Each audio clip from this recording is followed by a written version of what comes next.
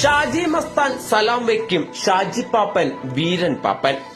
മണിച്ചിത്രത്താഴിട്ട് പൂട്ടിയ തെക്കിനിയിലെ തമിഴത്തിയെ ഓടിക്കാനെത്തിയ കാട്ടുപറമ്പൻ ചേട്ടൻ. ഓടിച്ചിട്ടൊരു ഇടി കഴിഞ്ഞാൽ ദശമൂലാരിഷ്ടം കുടിക്കുന്ന ദശമൂലം ദാമു.